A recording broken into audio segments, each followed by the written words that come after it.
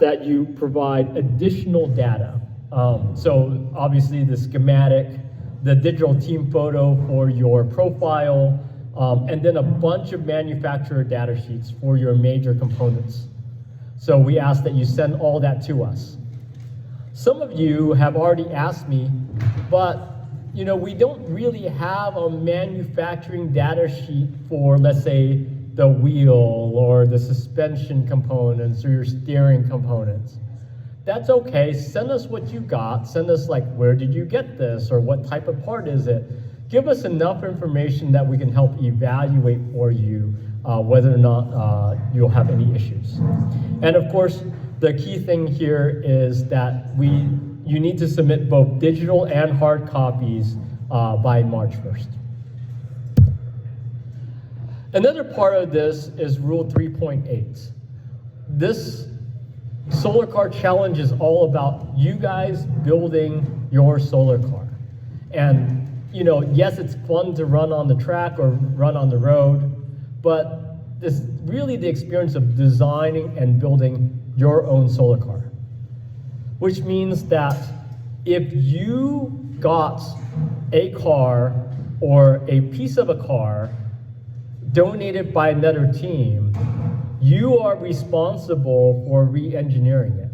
If you got a frame from another car, you cannot just go and take it and hang new components off of it. You must redesign your car, right? So you can look at that for inspiration. You could even maybe use a few pieces here and there, but you really have to re-engineer and redesign the car. How are we going to verify this? First off, we know how the cars look like. We have full history of every car that's participated in the Solar Car Challenge. And so when we see the identical car come back on a different team, we'll know. Secondly, as part of your oral presentations and part of scrutineering, we'll be asking you, so what were your design considerations for doing this or doing that?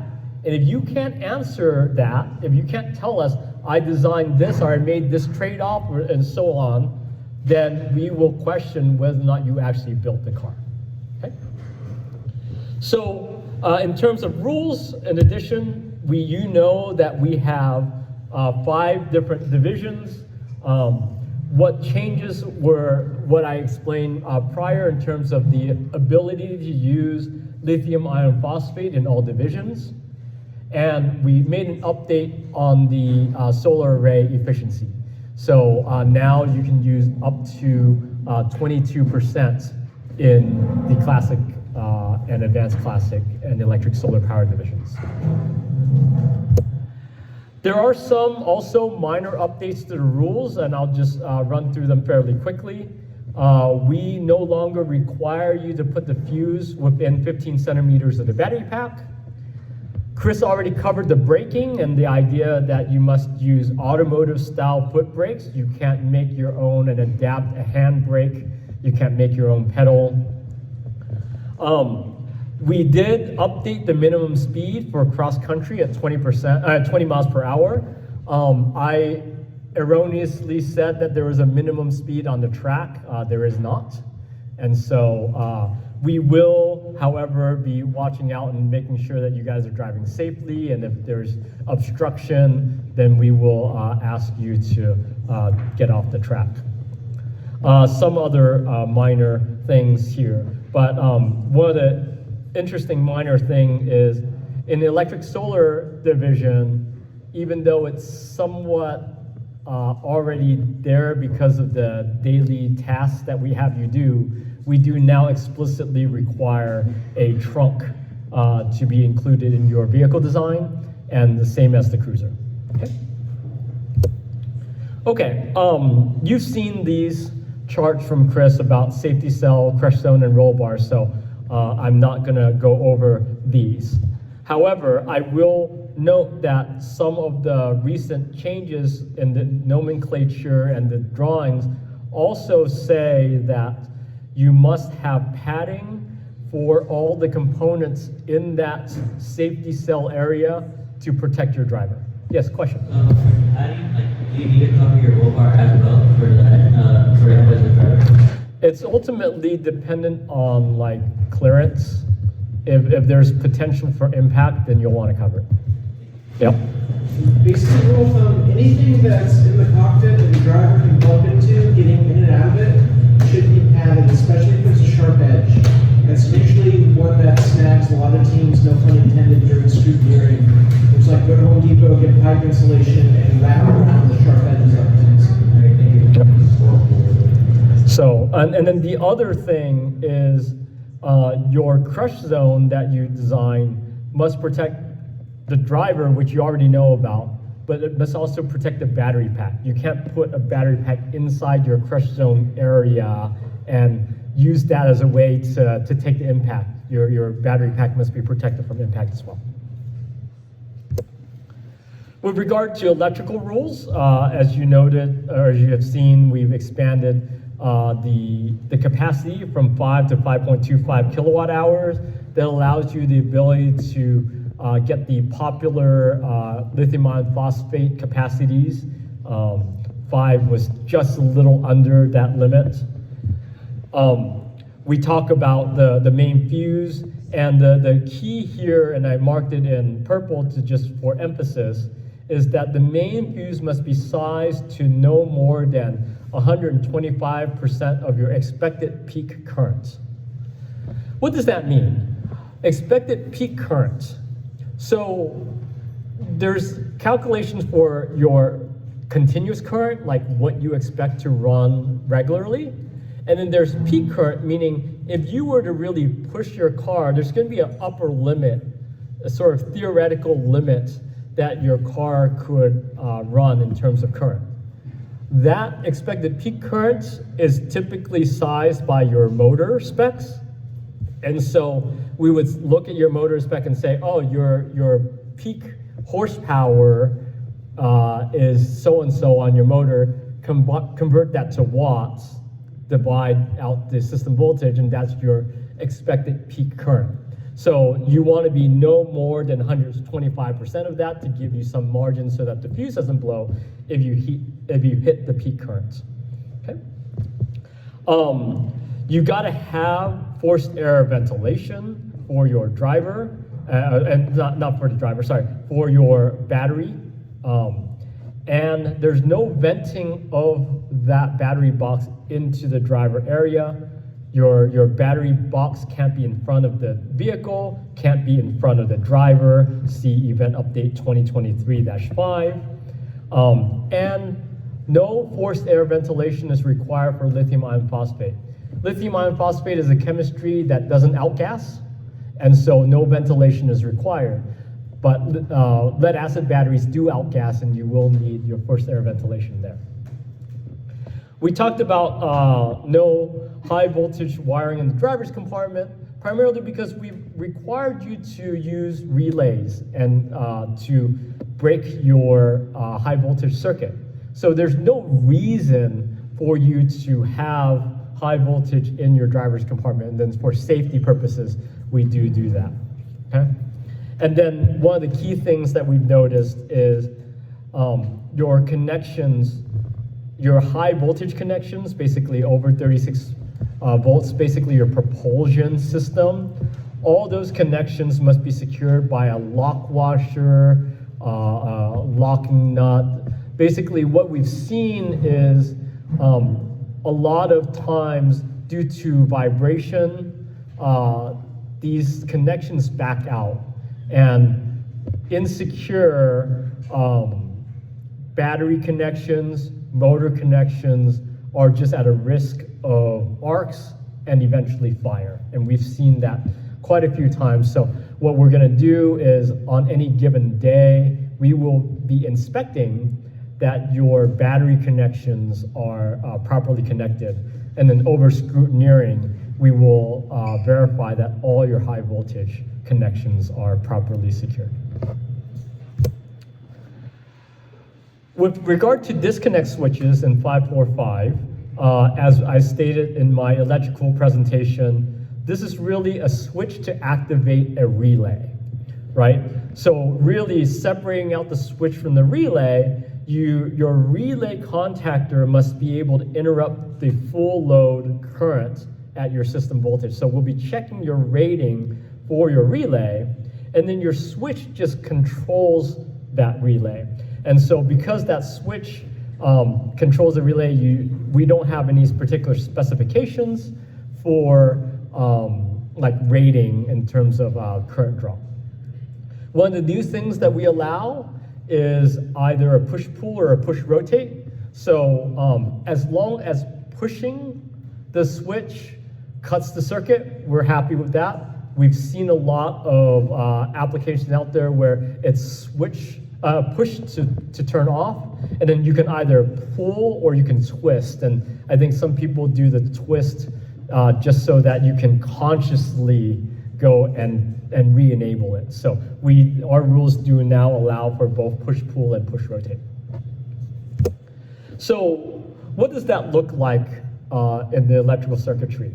We're really looking at, you will likely have one relay contactor for the array and one relay contactor for the motor, and then you have a set of switches that both the driver and the external observer could go and cut.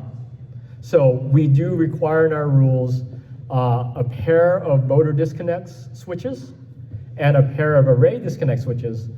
The motor disconnect and the array disconnect, one set will be accessible by the driver, so if anything happens, the driver can turn it off.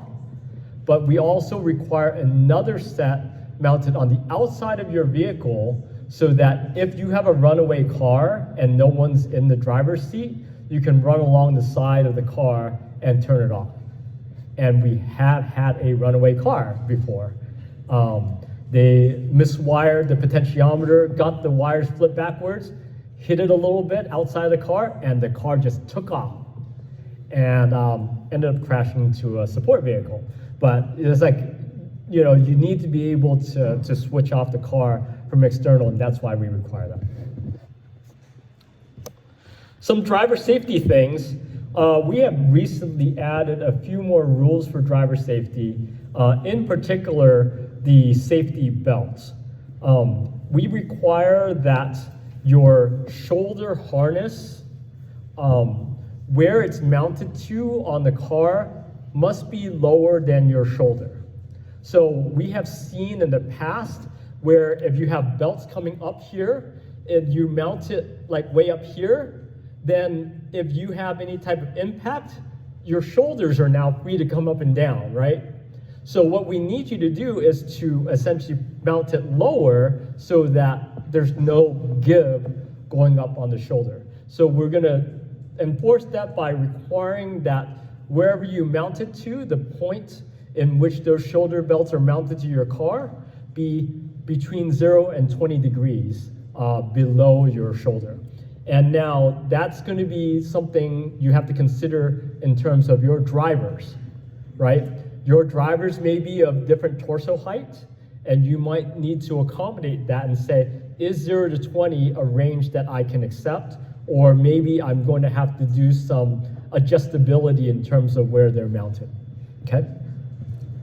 There are other rules with regard to safety in terms of if you have a body shell, like a fiberglass or a composite shell, you have to have a way to attach it to one another. Your windshield must cover your entire head. You can't like have a half windshield there like you would motorcycles, or have a half windshield and then let the wind go above them. We don't allow that.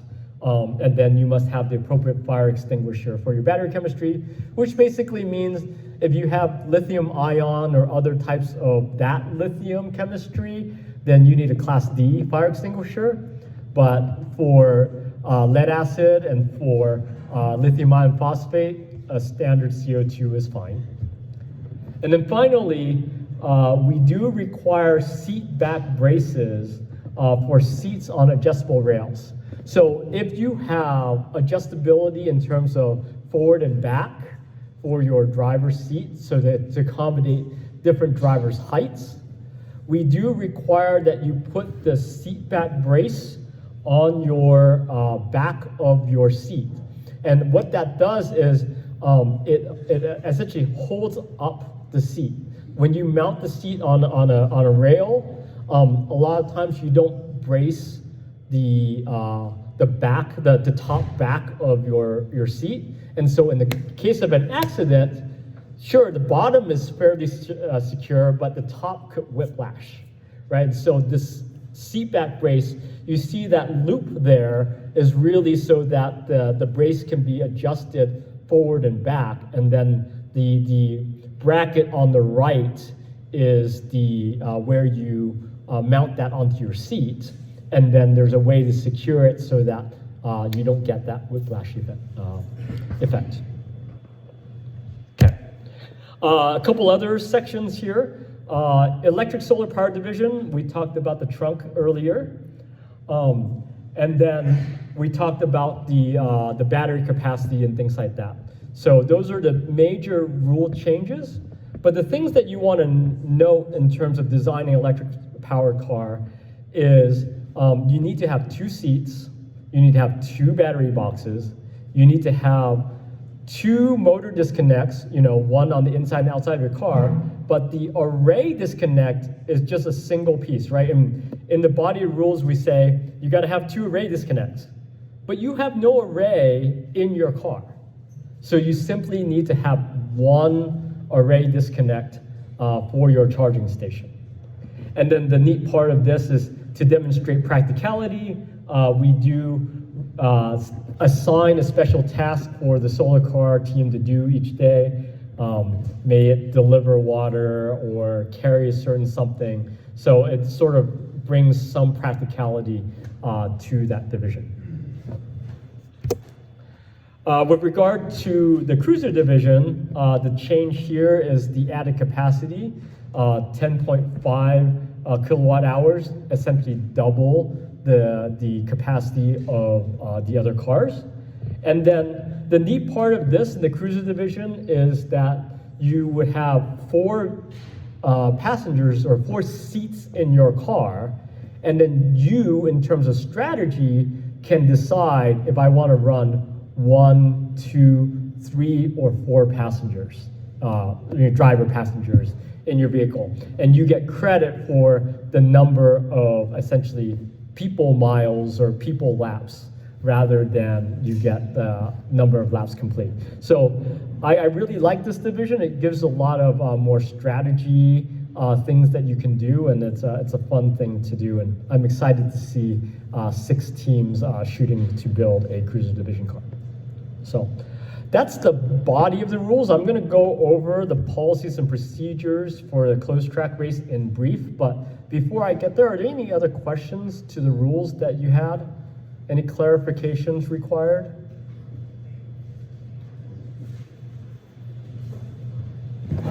Yes.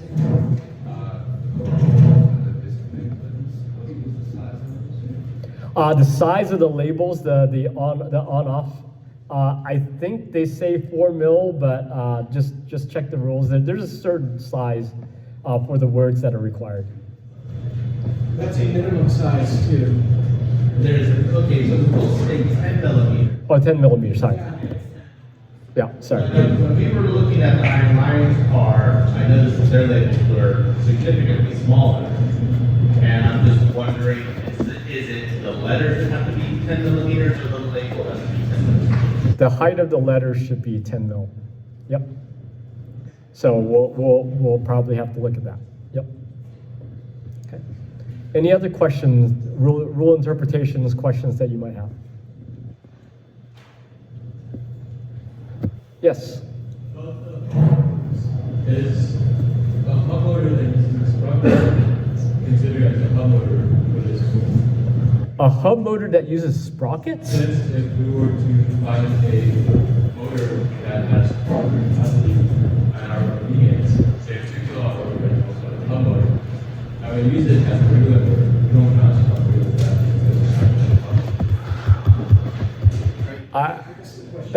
The question is whether or not if they buy a hub motor and they use it as more of a standard motor by putting a sprocket on it, would it be considered an advanced division car because they're using a hub motor, or would it be a non-advanced division car because they've put a sprocket on it? So the reason that it puts you would put you in the advanced division is the technology that goes to the hub motor to give you the increased efficiency. When you're talking about the brushless configuration that you tend to see with those, you're above 97% efficiency typically. So because of that, because it's meant to be more expensive, we bump you into the advanced division when we see those. Again, it's because of the efficiency and cost typically of motors. I know recently there are, especially like if you look at something coming out of China, you're starting to see cheaper hub motors that are a little less efficient, but getting close to those ranges. So that might be something for us to consider reevaluating, and it's hard then to discriminate so that we don't have teams pulling in $25,000 hub motors into the classic division. So yeah, right now, as the rules stand, if you decided to use any type of hub motor, that's what we discriminate on. It doesn't matter the configuration of it, it's that you use a hub motor for propulsion. Okay. Any further questions on the rules? Okay, let's talk about the policies and procedures for closed track races. This is an addendum that we'll be providing to you closer to the race, and it describes a lot of how we actually run the race. I'm not going to go through every single detail of that policies and procedures document with you. You'll have that, but I'm going to call out a few things.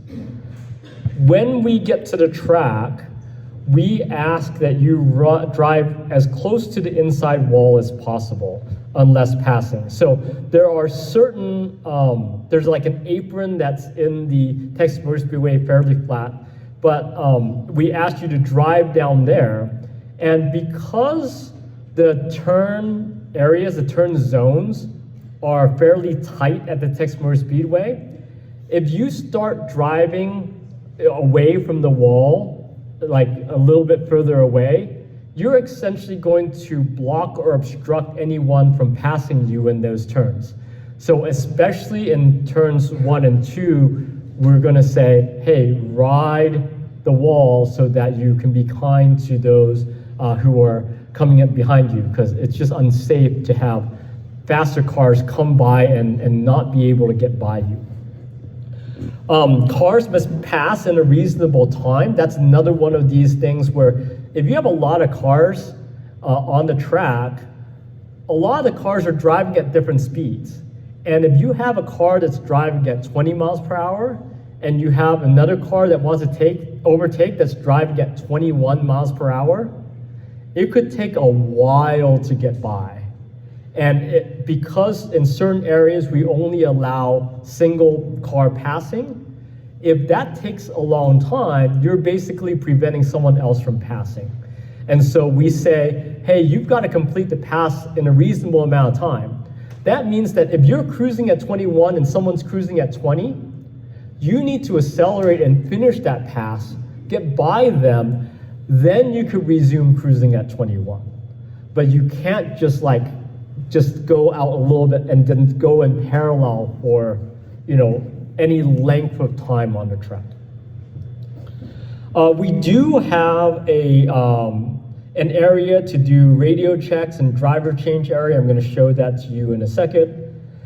We also split the track into different caution zones. So if there's a broken down car, slow moving car on the track, we split the track up in different areas, and we will declare no passing in those areas, and I'll show you that as well.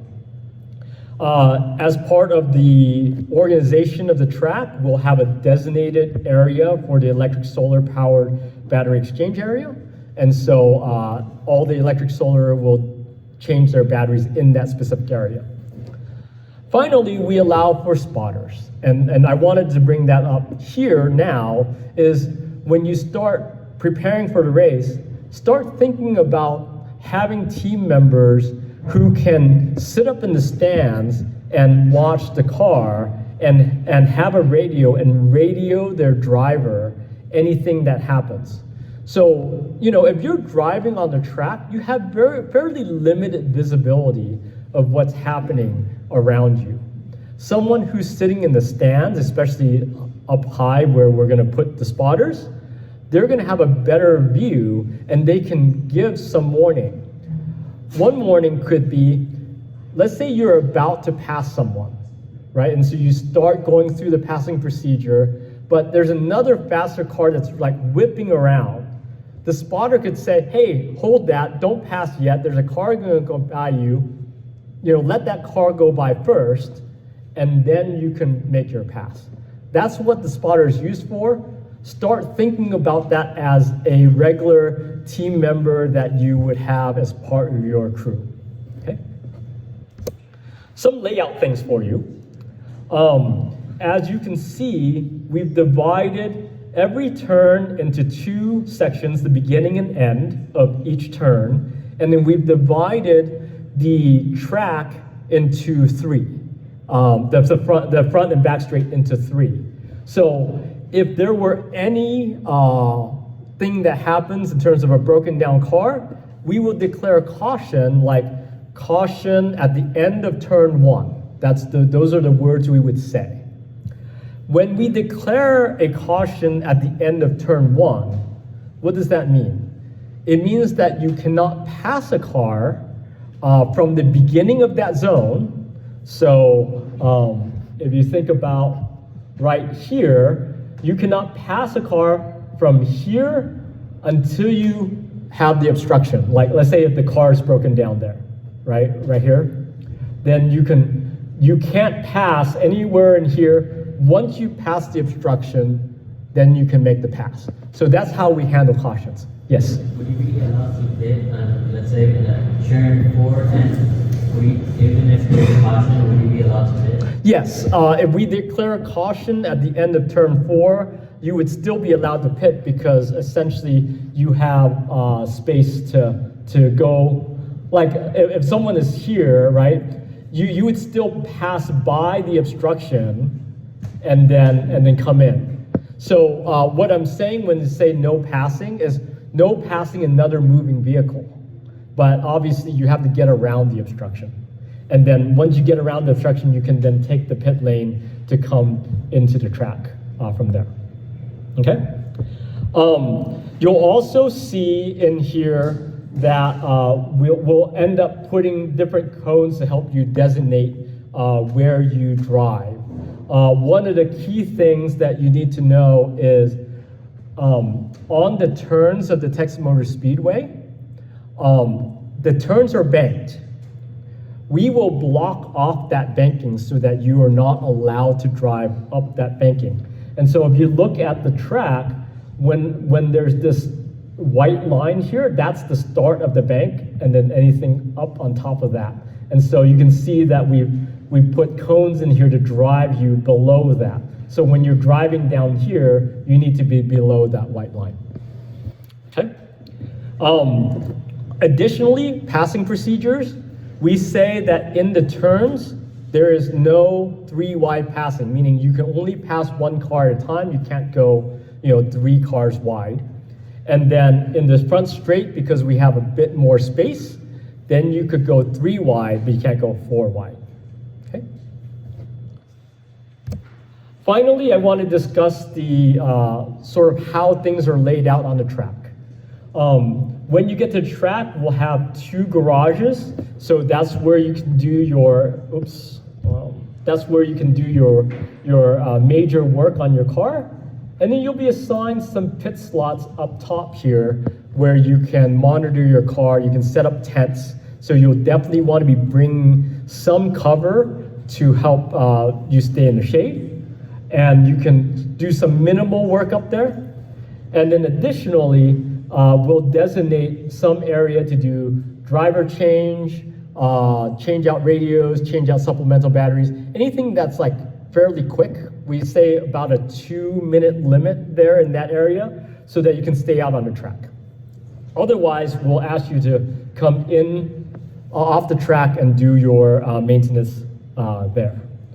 So that's just a little glimpse of the things that we would provide to you in the policies and procedures, and this is a glimpse of how we run a track race.